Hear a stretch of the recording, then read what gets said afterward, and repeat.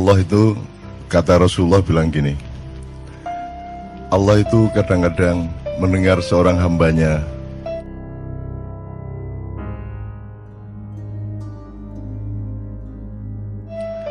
nyeletuk nggak sengaja, tetapi celetukan hambanya itu membuat Allah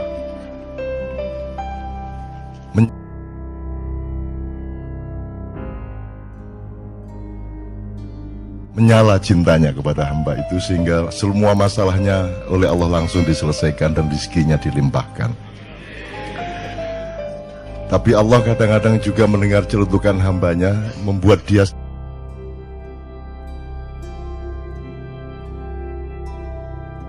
sakit hati, sehingga saat itu juga rezekinya ditutup dan dipersulit hidupnya.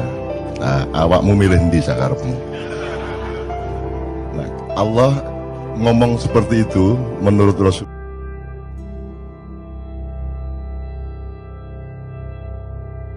Rasulullah, terutama dalam ketika momentumnya adalah hujan turun.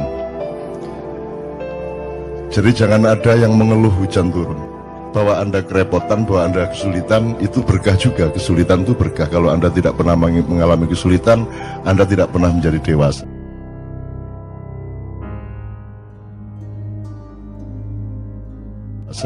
Kan gitu ya. Jadi kalau ada hujan turun itu langsung saja Masya Allah, Masya Allah, Alhamdulillah, Alhamdulillah, Alhamdulillah gitu ya. Nah, bahwa masuk angin, emang jelek masuk angin, kan bagus masuk angin, Alhamdulillah. Sakit juga bagus, kan gitu. Kalau Anda masih menganggap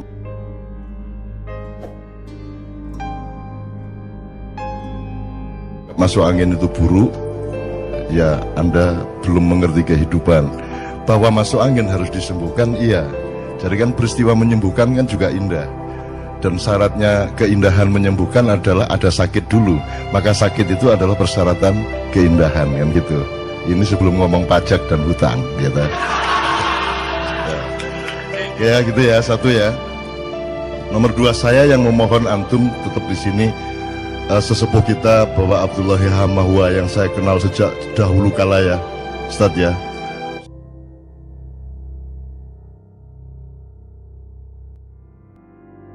Saya kenal beliau sejak dahulu kala, dan ini harus kita takzimi sebagai salah satu rujukan sejarah kita, termasuk rujukan pengetahuan dan jurisprudensi ilmu-ilmu tentang keindonesiaan, karena dia lebih berpengalaman dibanding kita semua.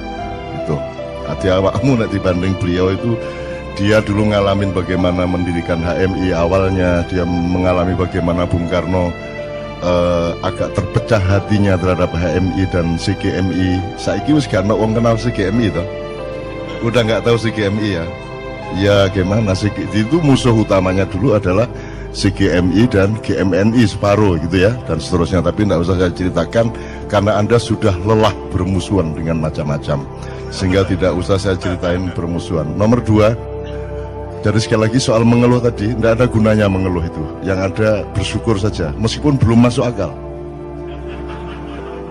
Jangan khawatir, nanti Anda akan ketemu bahwa dia rasional, bahwa bersyukur itu rasional.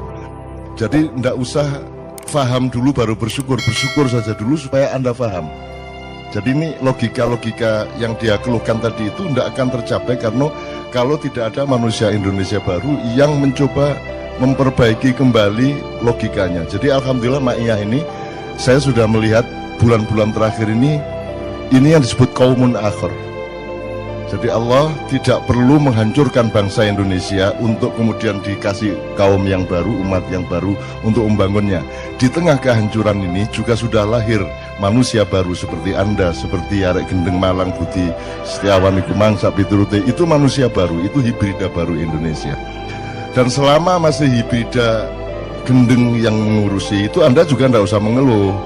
Wis mesti wong gendeng wis mesti ngono iku. Ketika apa meneh.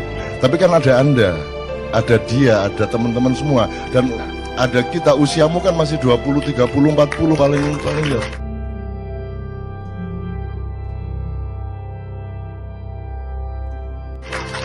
Jadi kita punya harapan besar, dan ini Jumlah kayak Anda ini ada di mana-mana, di Purwokerto, Banyumas, Purbalingga, Ngawi, Madiun, Ponorogo, lahir manusia baru Indonesia. Jadi Allah tidak perlu menghancurkan bangsa Indonesia. Allah di tengah kehancuran ini langsung melahirkan qaumun akhir, Indonesia yang berbeda, Indonesia yang baru. Dan itu sudah terjadi. Itu loh.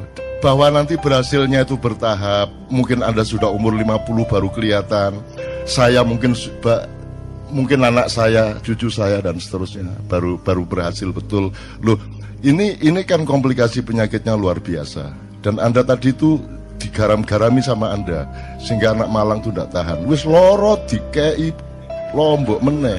Wis seru aku iki nek gendeng wis seru. Kan gitu ceritane kan ya, sehingga si siapa tuh Doni Setiawan tadi kan wis seru aku nek gendeng kok aja dipeliak-peliak kan gitu kan. Oke. One, itu first. The second, saya seneng ini siapa tadi menyanyi Ruth Sahanaya tadi, siapa?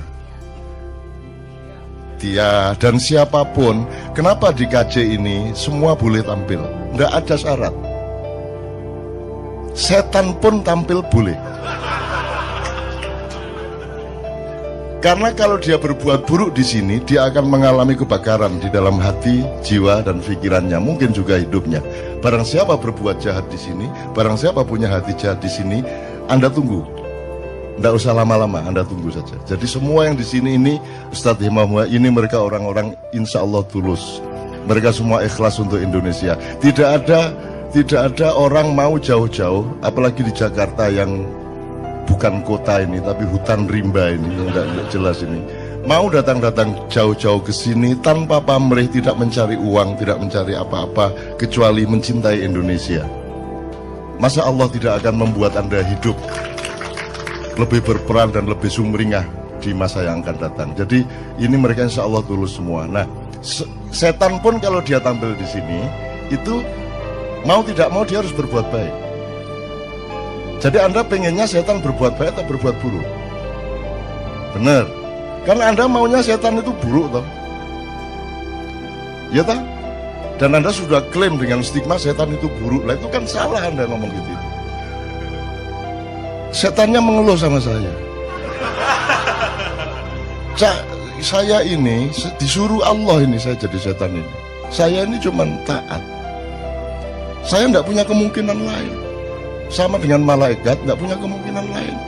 Manusia dan jin punya kemungkinan.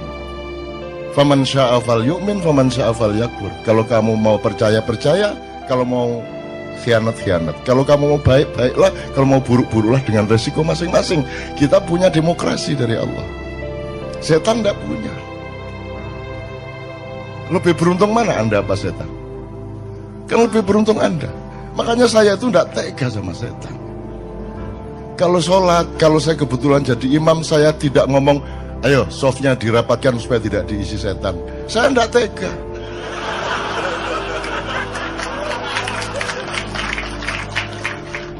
Yang rapi softnya, setan-setan kalau mau ikut sholat sekalian sini. Nah gitu saya. Saya tanya, apakah ada makhluk di muka bumi ini yang tidak kembali ke Allah? Jadi bagaimana mungkin saya mendoakan siapapun dan mengharapkan siapapun untuk tidak kembali ke Allah?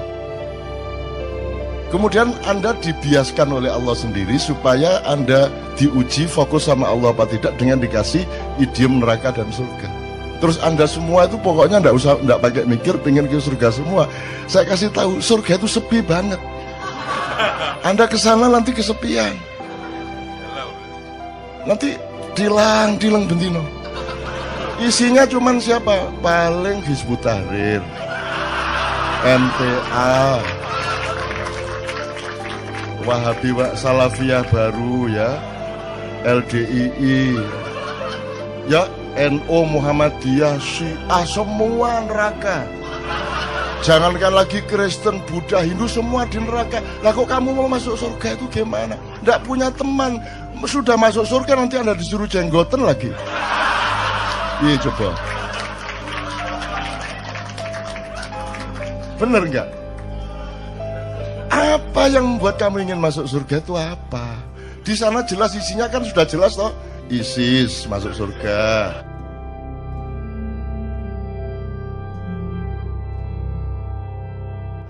Ya toh, HMI sekarang belum tentu masuk surga.